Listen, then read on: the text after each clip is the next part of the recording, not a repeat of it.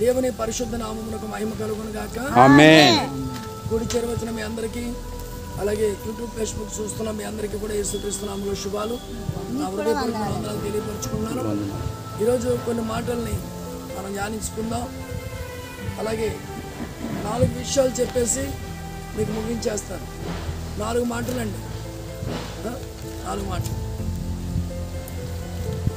ఒకటి ఏంటంటే మనసు గురించి మాట్లాడతాను, రెండేమో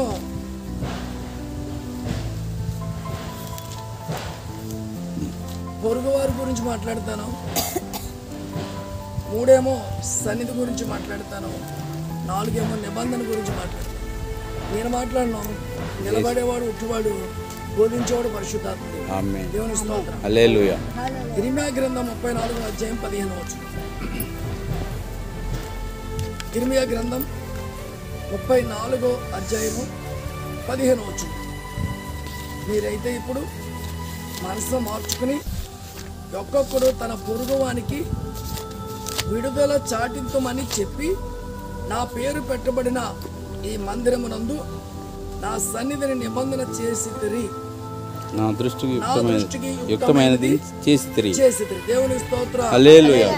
ఈ ఒక్కొక్క మాట మనం జాగ్రత్తగా జ్ఞాపకం చేసుకుంటే, మీరు అయితే ఇప్పుడైతే మనసు మార్చుకుని అనే మాట ఉంది. అంటే మనసు మార్చుకోకుండా ఏ కార్యాలు దేవుడు చేయడు. మనసు మార్చుకోకుండా సాక్ష్యం అనేది రాదు. ఇప్పుడు దేవుడు సాక్ష్యం ఇస్తున్నాడు, ఇప్పుడైతే మీరు ఏం చేస్తారంటే యుక్తమైంది చేశారని చెప్పి సాక్ష్యం ఇస్తున్నాడు. అంటే మనసు మార్చుకోకుండా ఏ కార్యము జరగదు. చాలా తలకిందులు అయిపోతారండి. ఏమండి, చాలా తలకిందులు అవుతారు. ఏంటి, మనసు మార్చుకోకుండా ఏం చేస్తే ఉపయోగం ఉంది? ఏమా, చాలామంది ఇదే చేస్తున్నారు, ఇదే పొరపాటు. కార్యాలు జరగకపోవడానికి కారణం ఏంటంటే మనసు మార్చుకోక ఎక్కడో అక్కడ తేడా పడుతున్నాం, ఎక్కడొక్కడ ఇబ్బంది జరుగుతుంది. దాన్ని బట్టి ఇప్పుడు ఈ వాక్యాన్ని మన దగ్గరికి ఎందుకు తీసుకొచ్చాడు? ఎక్కడో మీలో కావచ్చు, లేకపోతే నాలో కావచ్చు, ఎవరైనా కావచ్చు, మనసు మార్చుకునే పరిస్థితి ఉంటే కనుక మంచిది. లేకపోతే ఏం చేయాలమ్మా చెప్పాలి? ఏం మార్చుకోవాలండి, మనసుని మార్చుకోవాలి. మనసు మార్చుకుంటే కనుక దేవుని కార్యాలు చక్కగా అవే జరుగుతూ ఉంటాయి.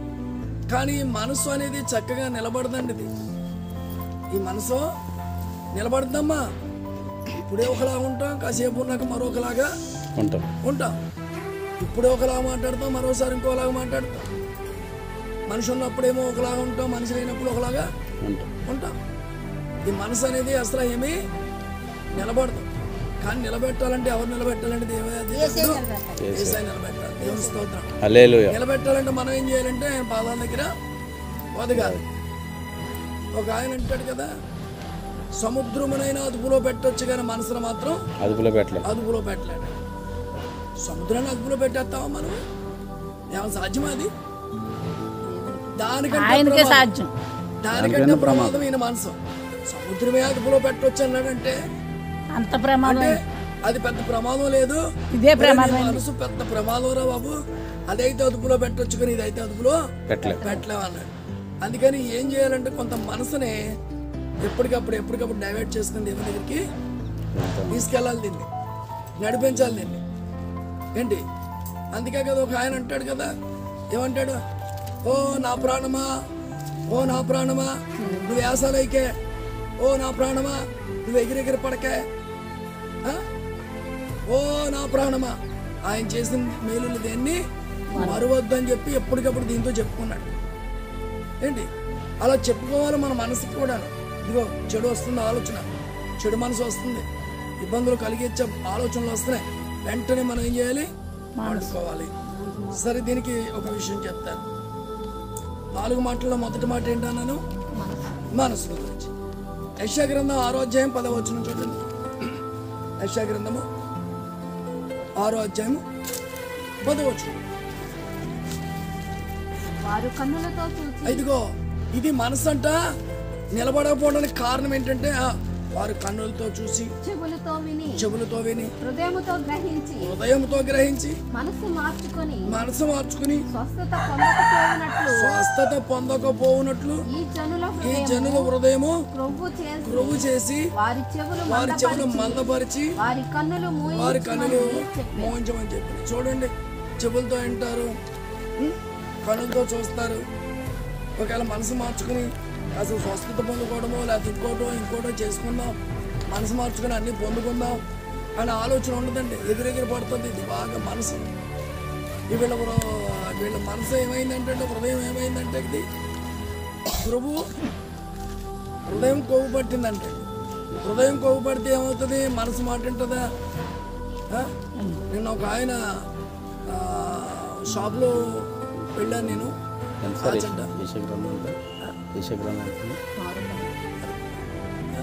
ఒక చోటుకి వెళ్ళాను. వెళ్ళేసరికి అందులో ఆయన వాండరని, షాప్ గల వాండరని నాకు తెలియదు. ఆ పక్క ఆయన అడిగా, ఎవరండి అంటే కనీసం ఉడుకు లేదు, పలుకు లేదు, రెస్పాన్స్ లేదు. మిస్ చేశాను. అంటే డబ్బు గర్వం, బిల్డింగ్లో వచ్చాయని గర్వం, ఇవన్నీ నాయని గర్వం, మనసు విషయం చేసినా విషయం చేయలేకపోతే ఎంత గర్వం ఉందో ఆలోచించండి. మాటకి మాట సమాధానం లేకపోతే, ప్రేమ లేకపోతే ఎందుకు ఇది? అంటే హృదయం అంటే కొవ్వు పట్టింది. కొవ్వు పట్టిన హృదయం అయితే ఇక్కడ కూర్చోరు కదా, ఏమంటే ఉండరు. కొన్ని హృదయాలు అలా ఉన్నాయి, కొన్ని మనసులు అట్లా పోతున్నాయి. జాగ్రత్త పడండి అని చెప్పి దేవుని స్తోత్ర.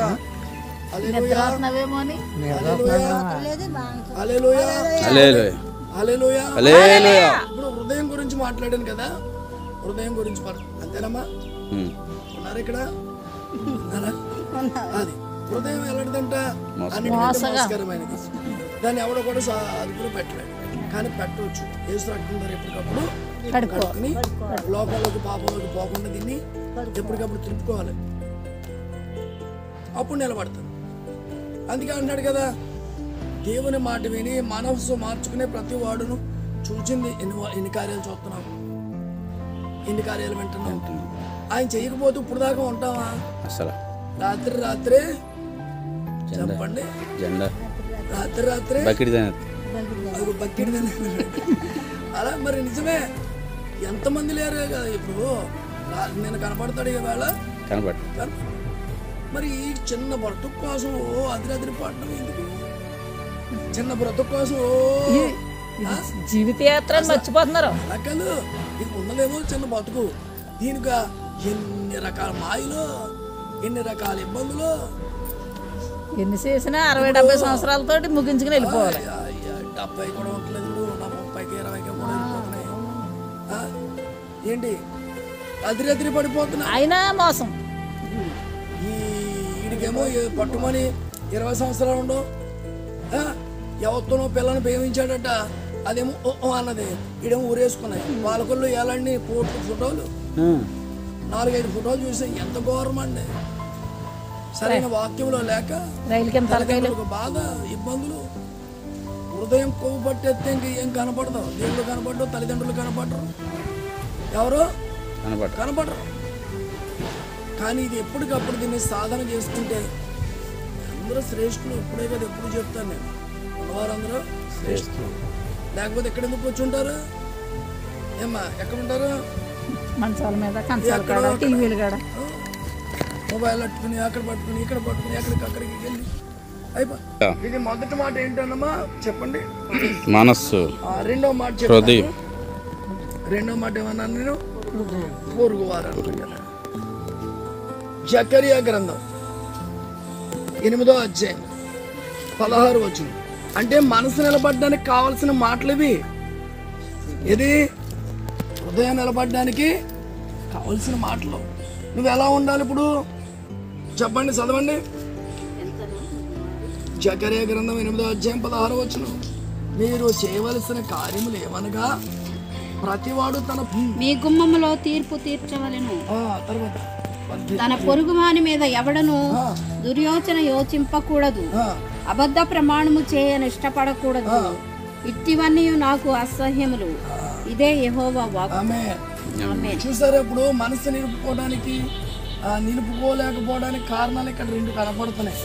ఒకటి మీరుడే ఏమండే ఇదే పట్టుకెళ్ళి అయ్యా ఇదే పట్టుకెళ్ళి సాటింపేసి ఇదిగో మీరు చేయవలసిన పని ఏంటనగా ఏం చెప్పాలి?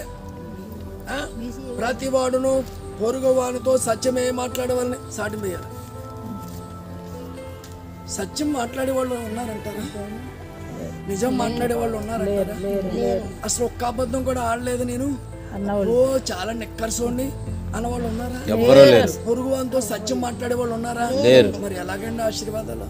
పొరుగు వారితో వదిలిపెట్టి భర్తతో భార్య మాట్లాడదు, ఇదిగో భార్యతో భర్త. ఇప్పుడు ఎలాగిది పొరుగు వారి గురించి మాట్లాడుతున్నాను, పొరుగు వారితో ఎలా ఉండాలో మాట్లాడుతున్నాను. మొదటిదేమో మనసు, రెండేమో పొరుగు వారితో ఎలా ఉండాలి తర్వాత విషయం అది. తర్వాత ప్రతివాడు తన పొరుగు వారితో సత్యమే మాట్లాడవాలి. ఎక్కడండి? ఒక్కసారి కాకపోతే ఒక్కసారి కూడా చిన్న అబద్ధం లేకుండా జీవితం గడదు. అన్ని అబద్ధాలు, అన్ని మోసాలే, అన్ని అక్రమాలే. ఏంటి? మాయ మాయ మాయ మాయ. ఎంతవరకు? ఈ మాయాలోకంలో పొరుగువాడు ఉన్నప్పుడు బాగా మాట్లాడతాం, అది వెళ్ళిపోయిన తర్వాత 90 రకాలు మాట్లాడతాం. పొరుగు వాడితో సత్యమే మాట్లాడాలి. రెండవది ఏంటి? తర్వాత మాట్లాడవాళ్ళను సత్యమును బట్టి సమాధానకరమైన న్యాయమును బట్టి మీ గుమ్మములో తీర్పొచ్చు. ఇప్పుడు మాట్లాడుతున్నప్పుడు మాట్లాడేస్తాం, సత్యం లేకుండా మాట్లాడేస్తాం. రేపొద్దున తీర్పు నీ గుమ్మంలోకి వస్తే ఏంటి పరిస్థితి? నీ గుమ్మంలోంచి తీర్పు కలిగితే ఏంటి, ఏం చేస్తాం? చెప్పండి. తీర్పు ఉందని భయపడాలి కదా. అబ్బే అప్పటికప్పుడే ఎంత ఉంటే అంత మాట్లాడేస్తాం. ఎన్ని వాక్యాలన్నా బుద్ధి లేదు మనసుకి, ఏంటి బుద్ధి రాదు బతుక్కి, ఇంకేం చేయాలి కదా? ఇట్లాంటి పరిస్థితి ఉంటే దేవుడు కూడా నువ్వు కరెక్టు నేను కరెక్ట్ అని ఎలా చెప్పాడు? నిన్ను వాళ్ళని పొరుగువారిని లాగి పీకి పాకం పెట్టానడా? ప్రేమించండి. నీ పొరుగువారి మీద నిందలేయన్నాడా? ప్రేమించండి. నీ పొరుగువారిదే అన్ని దోసేయన్నాడా? ప్రేమించమన్నాడు తప్ప ఇవన్నీ వద్దని ఏమి లేవు. నిన్ను వాళ్ళని పొరుగువారిని ప్రేమించు. నువ్వు ఎలా ప్రేమించుకుంటావో అలా ప్రేమించుకో. ఇప్పుడు నీ పొరుగోడిది ఎక్కడ దొరుకుద్దా అసలు టచ్ చేయకుండా శాపం ఉండదు. అంత శాపం. పొరుగోడిది ఏది ముట్టుకోవద్దు అసలు. ఇవాళ కష్టాలు వస్తే రాని, శ్రమలు వస్తే రాని, కాస్త ఇబ్బందులు వస్తే రాని, కానీ నిందలు వస్తే రాని. ఏంటండి చేతగానంటే అన్నే రేపు పొద్దున ఉందండి మేలు. ఏదో ఒక్కరోజు 5 ద్వారాలు తెరిసే మార్గాలు తెరిస్తే అన్న నోళ్ళన్నీ మొదటిపోతాయి. దేవుని స్తోత్రం. నీ పొరుగు వాంది ఏది ఆశించొద్దని అక్కడ చెప్పాడు. పొరుగు వాంది భార్యనైనా అన్నాడు. భార్య ఇవాళ ఎంత ఘోరం. ఆడు ఆఫీస్కి వెళ్తాడు, నేను ఇక్కడ తాలింపు, రకరకాల బాధలు, పరిస్థితులు చాలా డేంజర్లో ఉన్నాయి సంసారాలు కూడా. అది 9 రోజులు అంటే ఇంకా వివాహం అవ్వాలి, అమ్మాయికి వివాహం చేయాలి. అత్తగారు అల్లుడితో పోయిందట. దారుణం, మామూలు దారుణం కాదు ఇది. ఎంత ఘోరం చూడండి. 9 రోజులు దుర్య ఆలోచన. ఎప్పుడు చూసినా పొరుగోళ్ళు నిజంగా కూడా ఎదుటివారిది ఏదైనా అది ఎలా చూడాలంటే ఒక విషయంలా చూడాలి. పాము కాటేస్తుందిరా బాబు అన్నట్టుగా చూడాలి. ఈ వాక్యం లేకపోతే అందరూ పాడవుతాం. పరుల సొమ్ము పాము లాంటిది అంటారు కదా. పరుల సొమ్ము పాము లాంటిది అంటారు కదా. అట్లా ఎప్పుడు కూడా మనం దాన్ని ఆశపడకూడదు. భార్యను కానీ, దాసిని కానీ, దాసురాలు, ఎద్దుని కానీ, గాడిదని కానీ, నీ పొరుగు వాంది ఏది ఆశించొద్దు. మరి దీనికి న్యాయం చేయాలి. ఇప్పుడు ఒకవేళ ఏ వ్యాపారానికో వెళ్ళిపోయాడనుకో, పక్కింటోడు ఎంత ప్లాన్ చేస్తాడో చూడు. ఆశించొద్దు. ఇవన్నీ బోర్డు జరిగిపోతున్నాయి. అన్నీ ఇప్పుకుంటే చాలా చిరాకు. దేవుడు అందరినీ మార్చును కాక. ఇప్పుడు మనం ఎందుకు ఇవన్నీ చెప్పుకున్నా, ఎందుకు జ్ఞాపకం చేసుకుంటామంటే ఏమో మనలో ఏమైనా కొంచెం ఏమైనా ఇబ్బంది ఉందేమో, ఏమైనా ఆలోచనలో తప్పు ఉందేమో, మనసులో తప్పు ఉందేమో, పొరుగు వారి మీద అభిప్రాయం తప్పు ఉందేమో, దాన్ని కొంచెం ఏం చేయాలి ఇప్పుడు మార్చుకో. దేవుని స్తోత్రం. హల్లెలూయా. ఎన్ని మాటలు చెప్పాను? 2. మొదటి మాట ఏంటి? హృదయం మనసు అండి. మనసు. రెండో మాట ఏంటి? పొరుగువారు. మూడో మాట ఏంటి అన్నాను?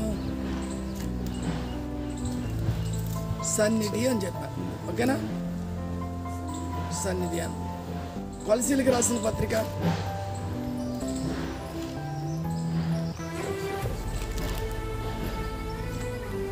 1వ అధ్యాయము 21వ వచనం. కొలసీలకు రాసిన పత్రిక 1వ అధ్యాయము 21వ వచనం. మొదట మనకు చెప్పింది ఏంటి చెప్పండి? మనసు ఎలా ఉండాలి? మన బ్రతుకు బాగుండి ఆశీర్వాదాలు రావాలంటే పొరుగు వారి విషయంలో మనము ఎలా ఉండాలి? తెలుసుకున్నావా? తెలుసుకోలేదా? ఇప్పుడు మూడోది చదవండి. మరియు గత కాలమందు ఏమండి వినండి. గత కాలమందు దేవునికి దూరస్తులు, ఇదిగో గత కాలమందు దేవునికి దూరస్తులము మీ దుష్క్రియల వలన మీ మనసులో విరోధ భావము గలవారినయుండిన మిమ్మును కూడా తన సన్నిధిని పరిశుద్ధులుగాను నిర్దోషులుగాను నిరపరాధులుగాను నిలవబెట్టుటకు ఆయన మాంసయుక్తమైన దేహమందు మరణము వలన ఇప్పుడు మిమ్మును సమాధానపరచెను. దేవుని స్తోత్రం. హల్లెలూయా. గత కాలం ఎలా ఉన్నామంటే మనం దేవునికి దగ్గర ఎక్కడ? ఆయన కనికరించిన కాస్త పిలుచుకుని ఆయన రక్తం ద్వారా కడిగేసి నిలబెట్టాడు కాబట్టి సరిపోయింది. మునుపు దూరస్తులమే. ఒకటి దూరస్తులం అంటే దూరంగా ఉన్నవాడితే ఎవరు మాట్లాడతారు? కానీ దగ్గరికి వచ్చాక మాట్లాడు. తర్వాత దూరస్తులము. ఇంకోటి దుష్క్రియలు చేసిన వారము అంటే లోకమంతా మందే. ఎవరు చెప్పినా విన్నావా? ఎవరు చెప్పినా విన్నావా? ఇది పాపంరా, తప్పురా, వెళ్ళొద్దురా అంటే ఆగామా? అవుతామా? రే అక్కడ ఏదో ఉందిరా, అక్కడికి వెళ్ళకరా అంటే ముందు అక్కడికి వెళ్ళి చూడాలి. ఇది అసలు వద్దన్నారు ఎందుకు? అక్కడికి ఏదో ఉంది అక్కడ, ఏదో ఉంది అక్కడ, అక్కడికే పోవాలా? మునుపు అలా ఉంది.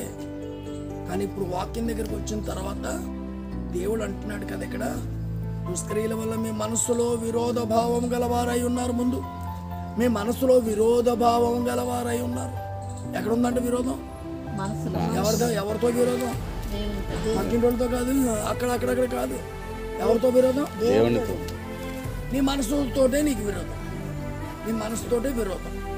ఏంటి? ఇలా ఉన్నప్పుడు దేవుడు కనికరించి మిమ్మును కూడా అని అక్కడ కామ పెట్టాడు, ప్రశ్న వేశాడు. మిమ్మును కూడా అంటే మిమ్మును కూడా అంటే ఆల్రెడీ చాలా మందిని చేర్చుకున్నాడు. కానీ ఇప్పుడు ఏమన్నాడు?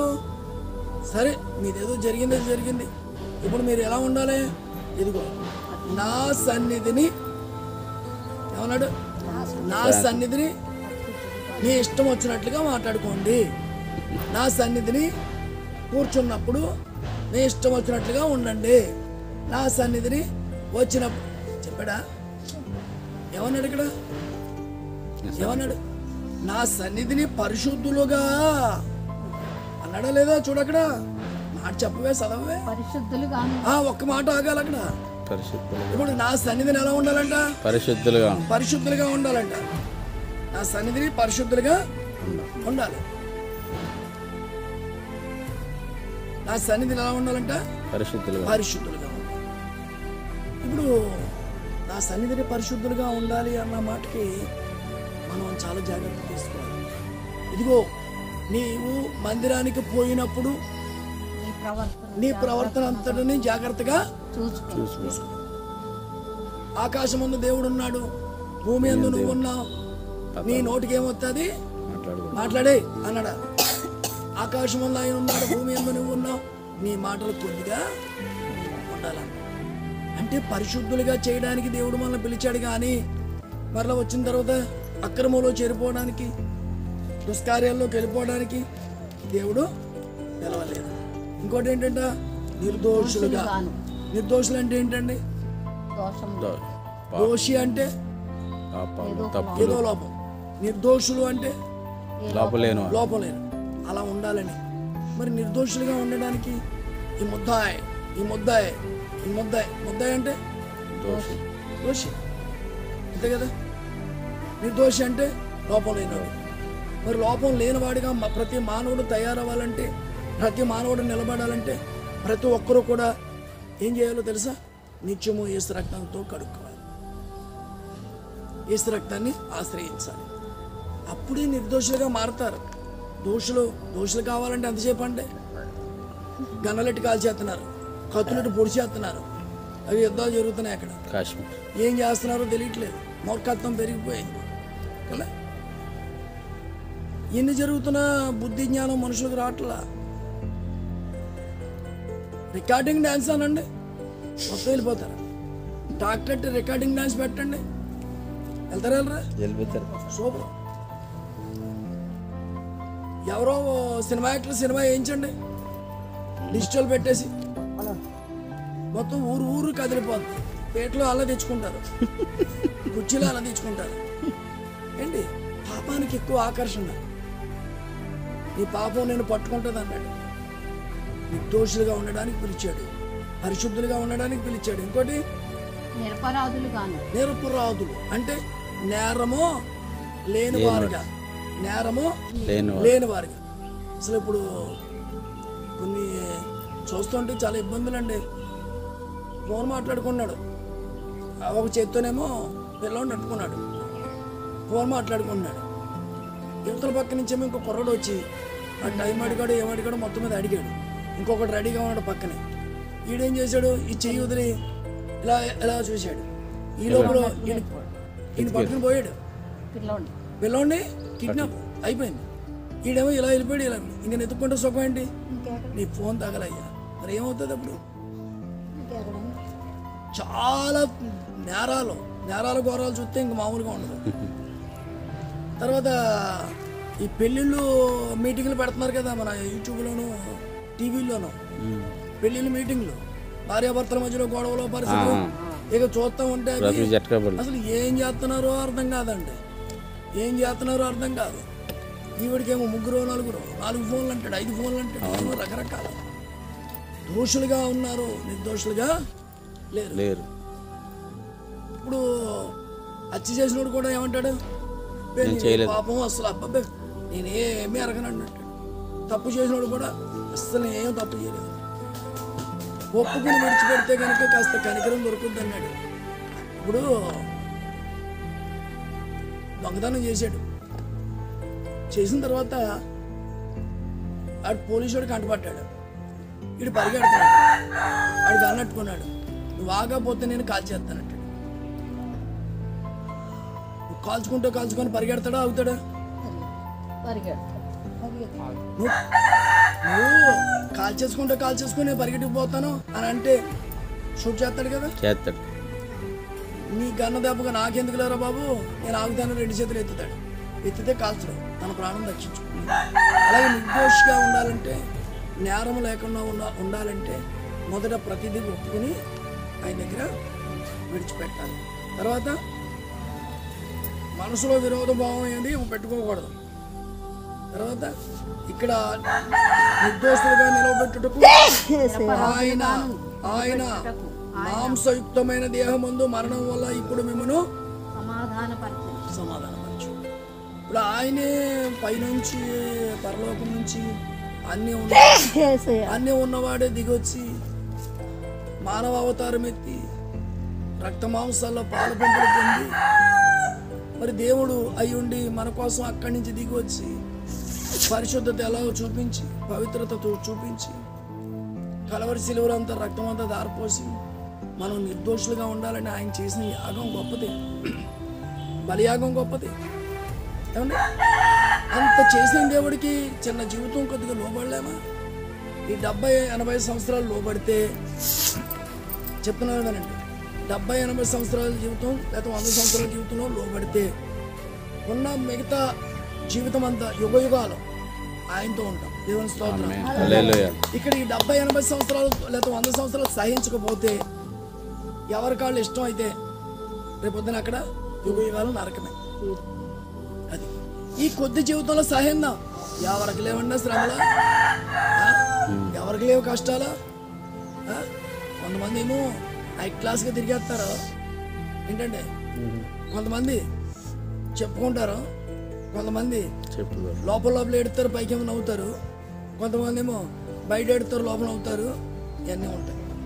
కానీ బాధలు ఎవరికి లేవు? మొత్తం అందరికీ ఉన్నాయి, శ్రమలు అందరికీ ఉన్నాయి, అప్పులు అందరికీ ఉన్నాయి. ఇప్పుడు ఆయన ₹1,00,00,000 అప్పు ఉందంట. ఆడ ఆస్తి కదపడంట. ఆడ ఆస్తి కదపడాను 10 కోట్లు 15 కోట్లు ఉందంట. ఈ ₹1,00,00,000 అప్పు వచ్చిన దాని మీద తీర్చాలి. ఇట్లాంటి సిస్టమ్ ఇలా ఆడుకో బాధ. అది ఎంత సంపాదించినా సంపాదన లేనోడేమో కాస్త సంపాదించుకుని అప్పులు తెచ్చుకున్న ఇదో బాధ. మానవుడికే కాదు, ప్రతి జీవికి కూడా బాధలు ఉన్నాయి. కానీ మనకైతే ఆత్మ ఉంది కాబట్టి విడిపించడానికి వచ్చాడు. ఈ 70-80 సంవత్సరాలు 100 సంవత్సరాలు సహిస్తే, ఓర్చుకుంటే తర్వాత లైఫ్ అంతా హ్యాపీ అండి. అక్కడ ఎప్పుడప్పుడు ఎగిరిపోతారని నేను నిజంగా చెప్తున్నాను. ఇంతలో కనపడి అంతలో మాయమయ్యే అంటే ఖాళీ అయిపోతుంది. ఈ ఖాళీ అయిపోయిన తర్వాత ఇంకేం చేస్తాం? ఇక్కడ అన్ని మనయనప్పుడు అంటే కట్టుకున్న బట్టే మంది కదా, అది ఏమీ కూడా రాదు. ఒకవేళ వాళ్ళు పొద్దున్న చచ్చిపోయాడు అనుకోండి, సాయంకాలం దాకా తీసుకెళ్ళలేదు అనుకోండి, ఏమంటారా? ఏమంటారా? ఇప్పుడు తీసుకెళ్తారా? అప్పుడు దాకా మాట్లాడినాడే కదా ఏంటి. కానీ జాగ్రత్త పడితే కనుక మన లైఫ్ అక్కడ సెటిల్ చేస్తాడు. ఇక్కడ కూడా జాగ్రత్తగా ఉండి ఎలాగా ఫస్ట్ ఏం చెప్పాను? హృదయాన్ని కరెక్ట్ చేసుకుంటే, 2 పొరుగు వారితో కరెక్ట్గా ఉంటే, తర్వాత ఆయన సన్నిధిని నిర్దోషులుగాను పరిశుద్ధులుగాను జాగ్రత్తగా ఉంటే ఖచ్చితంగా పరలోక రాజ్యాన్ని మనకి స్వతంత్రించుకుంటాం. 4వదిగా ఏం చెప్పాను మీకు? 4వది ఏం చెప్పాను? నిబంధన. ఓకే, చిన్న మాట చదివేసి మీకు ఇచ్చేస్తాను. చూడండి, కీర్తనల గ్రంథము 111:5. తొందరగా తన కీర్తనల గ్రంథము 111:5. తన యందు భయభక్తులు గల వారికి ఆయన ఆహారం ఇచ్చి ఉన్నాడు. ఆయన నిత్యము తన నిబంధన జ్ఞాపకం చేసుకును. దేవుని స్తోత్రం. ఇప్పుడు తన యందు కాపాడే వారికి అన్ని ఇస్తా అన్నాడా? దూరం అయ్యే వారికి ఇస్తా అన్నాడా? ఎవరికంటే ఇప్పుడు ఆయన యందు భయభక్తులు కలిగిన వారికి ఆయన ఆహారము ఇస్తున్నాడు. ఆహారం ఇస్తున్నాడు. ఏమా శుభ్రంగా తిన్నావా తింటలేదు చెప్పు? శుభ్రంగా అప్పు అయితే అయింది కానీ మొత్తం మీద ఏదైనా శుభ్రంగా మాత్రం తిన్నాం. ఎక్కడ కూడా ఏమి కడుపు మాడిపోయిందని ఎప్పుడు ఏమీ లేదు. ఒకవేళ నిజంగా కూడా మన దగ్గర లేకపోతే పక్కోళ్ళు తినలేదంటే ప్రాణం వెలవెల్లాడుతుంది. ఇప్పుడు అలా చేయొద్దు. మీరు శుభ్రంగా తినాలి, శుభ్రంగా ఉండాలి, పెట్టుకెళ్ళండి అని మనసు దేవుడు ఇచ్చాడు. ఏ రోజుని ఆహారం పెట్టకుండా మనల్ని మార్చలేదు. ఇదిగో ఆకాశ పక్షులను చూడు, అవి చూడు, ఇవి చూడు, అవి వెత్తబో కొయ్యవు, ఒట్టుల్లో కూర్చుకోవు, ఆటలనే పోషిస్తున్నాను కదా, వాటికంటే శ్రేష్ఠులు మీరు కదా, నేను ఎందుకు పోషించాలని అడుగుతున్నాడు దేవుడు. అంటే ఎవరికి సిస్టమ్ అంట? ఆయన ఎందుకు భయభక్తులు కలిగిన వారికి ఇదిగో ఆహారం ఇచ్చుచున్నాడు. తర్వాత ఆయన నిత్యము తన నిబంధనను జ్ఞాపకం చేసుకున్నాడు. నిబంధన. మరి ఆయన నిబంధన జ్ఞాపకం చేసుకుంటే ఆయన నిబంధనలు మనం జ్ఞాపకం చేసుకోవద్దా? ఎక్కడ జ్ఞాపకం చేసుకున్నాడో నిబంధన, ఎక్కడ చేశాడు నిబంధన అంటే 1000 తరాలు మిమ్మల్ని దీవిస్తాను అన్నాడు.